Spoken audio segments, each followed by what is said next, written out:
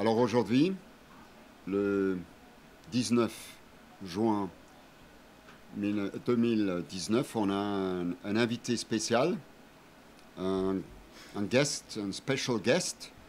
Ce special guest, c'est toi, Christian Arnaud. Je te accueille avec plaisir ici à la Robert Walser Sculpture. Pourquoi tu es un special guest? D'abord parce que tu viens de loin, tu viens de la France, tu viens de l'Angoulême et de Poitiers. Tu vas raconter pourquoi après. Et pour moi, tu es un special guest parce que si tout ça existe, c'est aussi grâce à toi.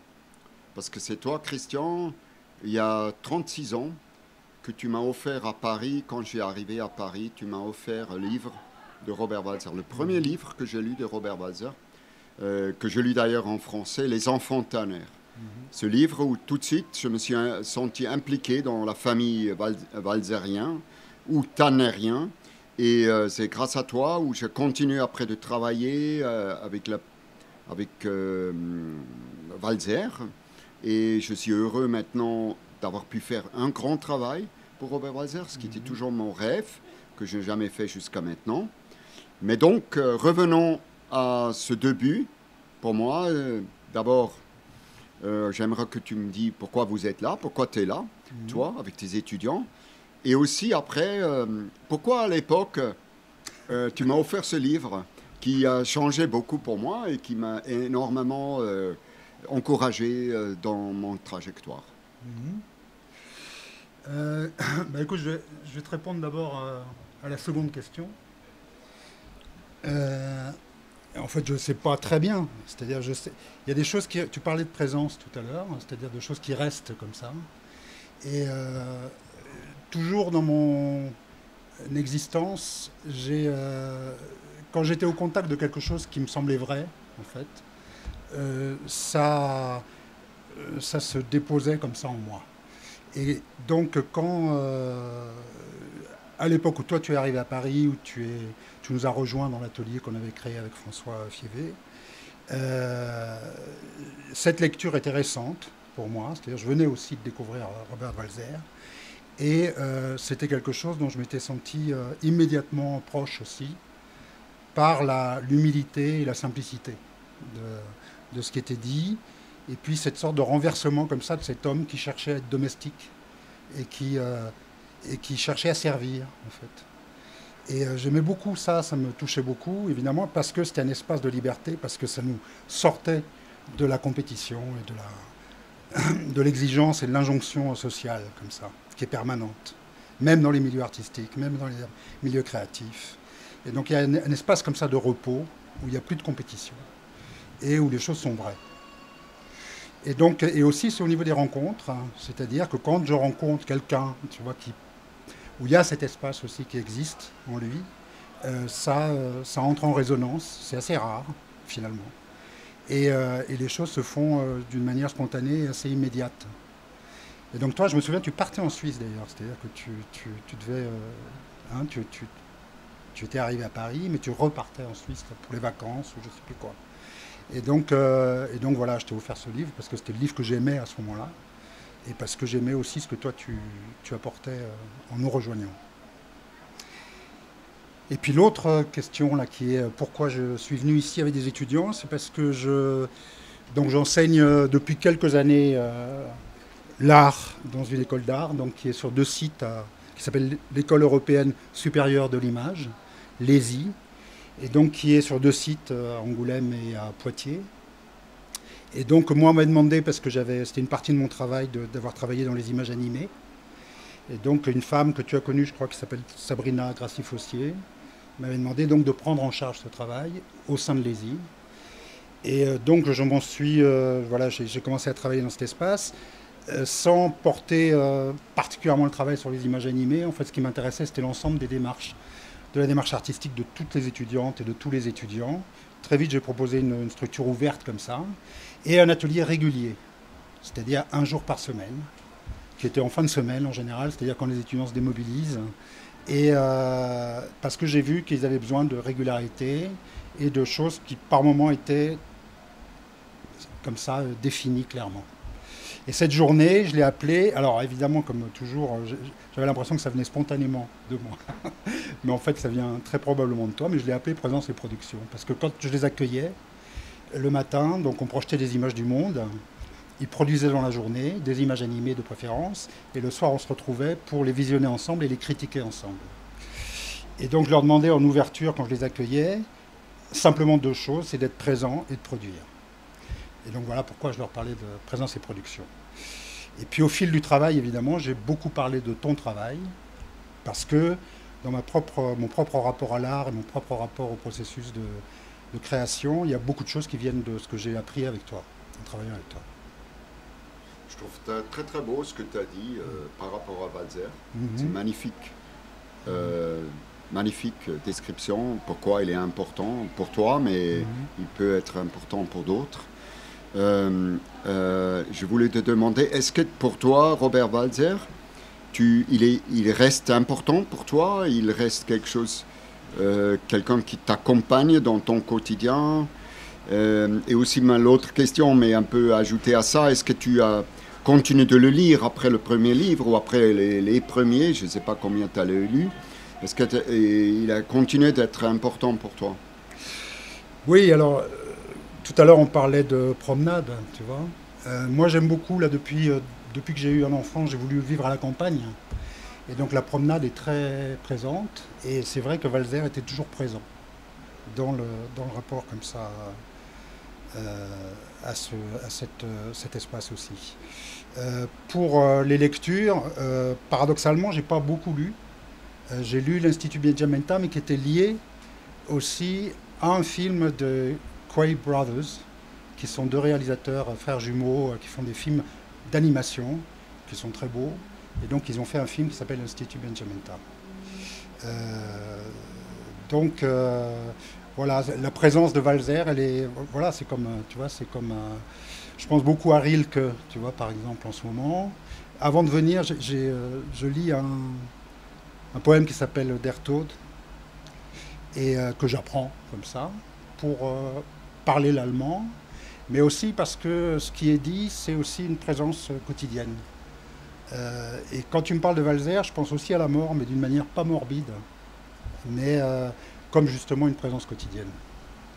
Et les étudiants avec qui tu viens aujourd'hui, les 8 étudiants, euh, qu'est-ce que tu penses par rapport à Walser? Qu'est-ce qu'ils peuvent apprendre aujourd'hui dans notre monde, dans notre temps là, dans notre réalité de Walser? Qu'est-ce que tu penses pourquoi, pour quel élément Walser pourrait être important pour eux, peut être important pour eux? Bah là, je peux pas m'empêcher enfin, de leur prêter des pensées qui sont peut-être les miennes, tu vois. C'est-à-dire, par exemple, ce que je t'ai dit à propos de l'absence de compétition, c'est une génération qui est encore plus forte que, enfin, de décennie en décennie. Hein. La pression est de plus en plus violente à la fois sur le travail, mais aussi sur la compétition sociale par rapport à l'image, par rapport à la reconnaissance. Euh, et donc, ce qu'ils peuvent apprendre, c'est ça, c'est cette simplicité et cet accès ou ce retour aussi vers quelque chose qui est fondateur, tu vois, qui vient de l'enfance, enfin qui existe dans l'enfance et qu'on perd de vue plus ou moins vite. Et donc, pour faire ce chemin, et c'est souvent le chemin des artistes, hein, mais il y a d'autres, ou des poètes, en tout cas, c'est retrouver. Hein, il y a une étudiante qui m'a envoyé un très beau mail sur son mémoire. Elle parle du pays natal. Tu vois, c'est-à-dire elle considère que la démarche artistique, c'est de retrouver le pays natal. Dans ce sens-là, c'est-à-dire dans le sens de cette conscience où les choses sont à leur vraie place en termes de valeurs. Et qu'il n'y a pas ces valeurs usurpées, si tu veux, qui sont médiatiquement un conditionnement, tu vois, qui ne s'interrompt pas et qui est de plus en plus pervers, enfin de plus en plus fin, tu vois, de plus en plus omniprésent dans tous les espaces du privé, du mental. Tout à l'heure, dans notre petite discussion inaugurale, tu m'avais dit que les étudiants de plus en plus écrivent.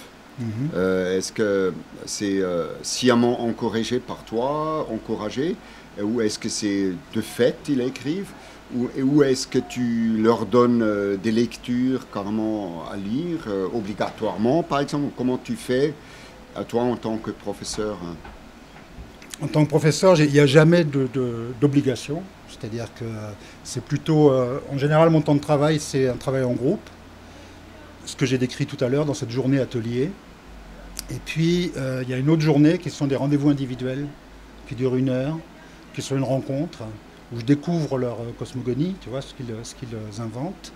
Et là, c'est le lieu pour parler, pour mettre en relation avec des artistes, des écrivains, des poètes, enfin tout ce que, tu vois, tout ce que. Et à ce moment-là, je peux effectivement indiquer un livre ou voilà, ou même aller avec eux dans le centre de documentation où les livres sont là, Ouais. où les vidéos sont là. On y va souvent ensemble et on demande à Romain, qui est le documentaliste, voilà, est-ce que tu as tel livre, tel livre. Donc mais il n'y a pas de, non, il n'y a pas de. Et pourquoi tu trouves, toi qui travailles dans cette école, qui s'appelle Image, non, ou qui porte le mot image, pourquoi, toi, tu penses c'est important d'écrire? Qu'est-ce que tu leur dis à tes étudiants? Pourquoi il faut écrire? Encore une fois, c'est pas moi qui leur dis il faut écrire. Je leur dis c'est bon d'écrire. Je constate qu'ils se mettent à écrire de plus en plus et ils se mettent aussi à parler. C'est-à-dire que ça s'est passé il y a quelques années pour la première fois au diplôme qui est le DENSEP, tu vois, qui est 5 années de travail. Une étudiante qui s'appelle Florence Voisin a pendant 5 ans produit des installations qui étaient matérielles, tu vois, qui étaient des constructions dans l'espace public justement. Et puis le jour de son diplôme, elle n'a rien montré. Et le travail était uniquement ce qu'elle disait du travail qu'elle avait fait en réponse au questionnement du jury. Et donc ce processus de dématérialisation comme ça, beaucoup d'étudiantes et d'étudiants s'engagent dans ce chemin en fait. Et l'écriture fait partie de ces processus, puisqu'il y en a beaucoup qui travaillent sur le mot, tu vois, comme un matériau aussi. Donc voilà, tu vois, je ne vais pas plus loin dans le rapport à l'écriture ou au fait d'écrire, mais c'est plutôt un processus comme ça au niveau du médium, comme on dit, tu vois, que je constate que de plus en plus les choses se dématérialisent, qu'il y a de moins en moins la nécessité de produire des formes matérielles, même si tous passent par là, dans leur cursus, si tu veux. Alors, en venant ici à Bienne, est-ce que tu as préparé tes étudiants, que vous en avez parlé, vous en avez regardé sur YouTube ou je ne sais pas où, la construction, est-ce que tu leur as parlé de nous, de moi, je veux dire, ou comment ça s'est passé, la préparation d'abord? La préparation, bah écoute, oui, c'est vrai que quand j'ai fait cette proposition, hein, il y a un moment. Oui, voilà, quand même, où je leur demande qui veut venir. Ouais. Et donc, où je leur ai parlé de toi à ce moment-là. Ensuite, quand le groupe s'est dessiné comme ça, je leur ai fait suivre ce que Robert Walser Sculpture envoyait, tu vois, comme information sur l'évolution du chantier.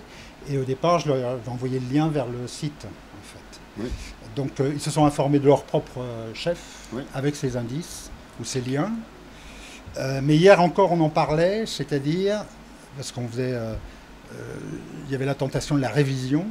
Et donc, en même temps, on décrivait les deux attitudes possibles, c'est-à-dire soit arriver très informé, tu vois, de tout ce que tu as fait, des maps, tu vois, de toute la manière dont tu travailles, dont tu construis les choses, ou arriver headlessness aussi, tu vois, c'est-à-dire arriver en idiot, tu vois, sans comme tout le monde ici, comme ce public non exclusif dont tu parles.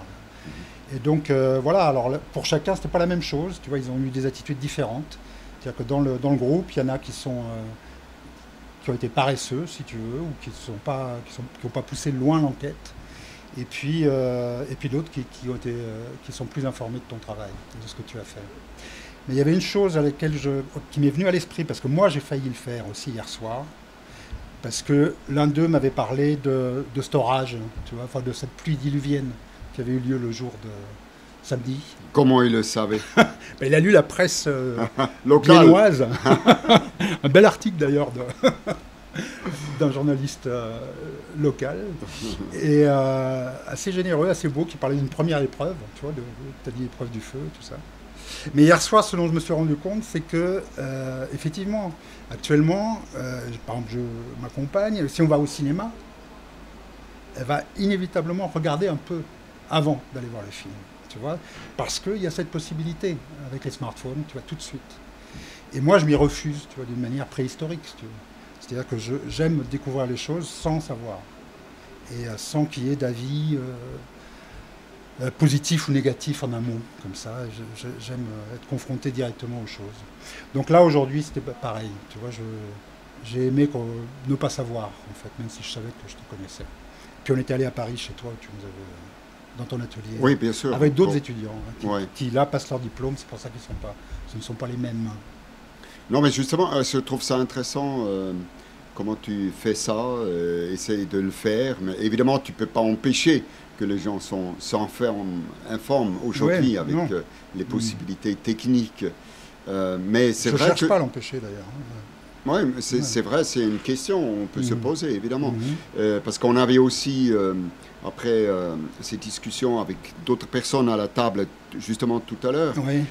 des gens qui exigent, en quelque sorte, d'être pour moi informés sans presque rien regarder, sans Ouais, ouais. aucune expérience Mhm. à faire. Ouais, ouais. Et ça vient presque comme un reproche qu'on n'est pas informé. Alors, ça, je trouve ça aussi une des problématiques que je pense importantes aujourd'hui et que moi je trouve en tant qu'artiste, il faut absolument résister Ouais, à ouais. cette demande ou cette pression qui est partout, qui est même dans les musées d'ailleurs. Mhm. Peut-être Ouais, les ouais. musées sont le premier, qui satisfait tout de suite les demandes des spectateurs qui viennent Ouais, ouais. en leur proposant les médiations, en leur proposant toutes sortes d'outils techniques pour rentrer en contact avec l'œuvre. Or, l'œuvre en lui-même, il peut rentrer en contact parce qu'il est l'art, justement, il est puissant, il a cette force. Mais donc, ça m'intéresse comment...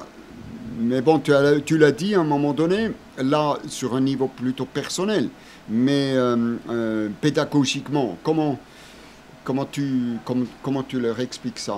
Qu'il y a l'art qui se fait, qui d'elle-même se suffisent, quelque part, et en même temps, évidemment, l'explication, toute la médiation, la pression de la médiation, la communication après, autour. Est-ce que pour toi, c'est déjà un thématique, un souci, un problématique que vous discutez ou pas? Parce que moi, ça m'intéresse toujours. C'est une question qui m'intéresse parce que c'est pas du tout nouveau que quelqu'un me dit oui, maintenant je comprends quand vous me parlez. Moi, je trouve c'est quelque part un échec du travail même, mais pas seulement de moi, mais aussi de la personne, parce qu'elle est tellement habituée, elle pense tellement que c'est comme ça que doit se faire aujourd'hui. C'est un échec collectif un peu, quand on n'a plus confiance aux œuvres eux-mêmes, par eux-mêmes, qui parlent eux-mêmes. Et ça m'intéresse comment, en tant que prof, toi, tu engages ces problématiques, ces questions-là. Ou moi, par exemple, je n'étais pas du tout préparé. Je le ressens juste dans les demandes croissantes, mais de tous les côtés, hein, de côté des musées, des côtés des galeries, des côtés des spectateurs, évidemment aussi, directement. Oui, le problème, si tu me parles de pédagogie, si tu veux, ou de prof, tu vois, c'est que déjà, pour moi, j'ai beaucoup... Enfin, je ne me reconnais pas. Tu vois, si on me dit professeur, ça me fait sourire, tu vois, ou sourire, enfin, tu vois, intérieurement, en tout cas. Et la pédagogie, j'ai pas de méthode. Il y a des choses, encore une fois, des dispositifs extrêmement élémentaires qui sont le groupe et l'individu, tu vois, les rencontrer chacun à cette échelle-là. Et puis, que ça soit en termes de rencontres, que ça soit lié au monde, tu vois, dans le présent. C'est-à-dire, c'est pour ça qu'on regarde des images, tu vois, voilà, qui peuvent être pas forcément les images animées, justement, enfin, ou en tout cas des images de cinéma d'animation, de choses comme ça peut être des images, peu importe. Donc, cette rencontre, en fait, elle génère dans la discussion, dans l'échange et dans la pensée, si tu veux, des choses qui ne sont pas prévues, mais qui, là aussi, puisent dans des choses qui m'ont marqué suffisamment pour que je puisse leur renvoyer soit ce qu'ils disent, tu vois, et leur permettre de le voir, parce que je leur sers de partenaire, si tu veux, ou de miroir, souvent je leur dis, hein, c'est-à-dire je leur donne pas de conseils, ou j'ai pas une pensée tu vois, structurée, mais je leur permets de voir ce qu'eux-mêmes pensent. Et voilà, sur cette... je pensais à autre chose. Cette histoire de partenaire, ça c'est Godard, tu vois, qui parle de ça, c'est-à-dire pour le tennis, tu vois, c'est-à-dire qu'il faut quelqu'un pour renvoyer la balle. Et donc souvent c'est sur ce mode-là. Et donc j'ai pas d'intention. Et quand on... et oui, c'est à ça que je pensais, c'est par exemple une des choses que tu as évoquées tout à l'heure spontanément, qui était la différence entre culture et art. Ça, la première fois que je l'ai lu, c'était Olivier Py, tu vois, qui avait fait un papier là-dessus, qui parlait de ça, et c'était lumineux. Et donc ça s'est inscrit en moi. Et maintenant, à l'occasion, si tu veux, soit du travail d'un étudiant ou d'un étudiant, soit à l'occasion de quelque chose qui se passe, tu vois, dans le champ culturel justement, ou dans le champ artistique, on peut essayer de voir concrètement, à ce moment-là, avec ce matériau-là, si tu veux, est-ce qu'il s'agit, tu vois, où est l'art, où est la culture. Et quand tu parles de l'information, je ne peux pas le dissocier non plus du fait que c'est effectivement le nouveau, on le dit souvent, hein, le nouveau capital, si tu veux, c'est-à-dire le nouveau pétrole, hein, c'est dit comme ça, hein, ça paraît de plus en plus évident, et aussi que ça devient un objet de consommation. Et que donc effectivement, quand il y a ce travail de médiation ou autre, c'est pour que les choses deviennent consommables. Et que justement, c'est la négation de l'expérience. Pour conclure notre entretien, là, Christian, je voudrais te demander qu'est-ce que vous allez faire aujourd'hui avec les étudiants, parce que j'ai compris que tu passes toute la journée avec eux ici, ce qui me rend heureux. Qu'est-ce que vous allez faire et qu'est-ce que tu penses qu'ils peuvent apprendre tes étudiants ici, cette journée à la Robert Walser Sculpture? Bah, écoute, déjà, je sais qu'à 15 h, on a un cours d'espéranto. On parlait de l'espéranto justement avant de venir ici, mais évidemment pas par hasard, hein, c'est parce qu'on avait lu le programme aussi, c'était possible. Et donc voilà, il y avait Matteo qui était très sceptique là-dessus, tu vois, sur cette sorte d'utopie comme ça qui traverse les générations, qui n'arrive pas à s'imposer, tu vois, d'une manière dominante, mais qui est toujours vivante comme ça. Et donc ça nous intéresse beaucoup. Mais Matteo s'est inscrit à un cours d'arabe, en fait, parce que ça l'intéresse d'apprendre l'arabe. Donc voilà, tu vois, il y a déjà ces deux choses. Et puis j'ai aussi dans la bibliothèque, j'ai cherché les enfants Tanner, j'étais très surpris de ne pas le trouver. Et donc la dame qui était là, qui était charmante, m'a dit qu'elle allait contacter la librairie pour qu'à 16 h, tu l'auras. Je l'aurai, voilà. Super. Ben, vous voyez, on est réactif ici aussi à la Robert Walser Sculpture. Ben, merci Christian. Merci Thomas. Merci à plus tard. À plus tard.